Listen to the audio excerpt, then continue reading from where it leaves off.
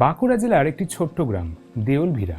বাইরে থেকে একেবারে সাধারণ গ্রামের মতনই, কিন্তু এই গ্রামের মধ্যেই দাঁড়িয়ে আছে প্রায় 1000 বছরের পুরনো কিছু মন্দির।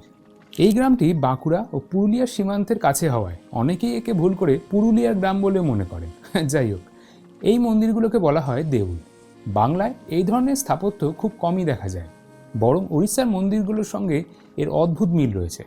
উঁচু টাওয়ারের মতন গঠন, সরু দরজা আর একেবারে আলাদা ডিজাইন। ইতিহাস বলছে এই মন্দিরগুলো তৈরি হয়েছিল পাল যুগে, প্রায় 8ম থেকে 10ম শতকের মধ্যে। তখন এই অঞ্চল ছিল একটা গুরুত্বপূর্ণ সাংস্কৃতিক কেন্দ্র, কিন্তু সময়ের সঙ্গে সঙ্গে সব কিছু বদলে যায় আর দেউলভিরা ধীরে ধীরে হারিয়ে যায় ইতিহাসের আড়ালে। সবচেয়ে আশ্চর্যের বিষয়, এত প্রাচীন হওয়ার পরেও এই জায়গাটা প্রায় অজানা।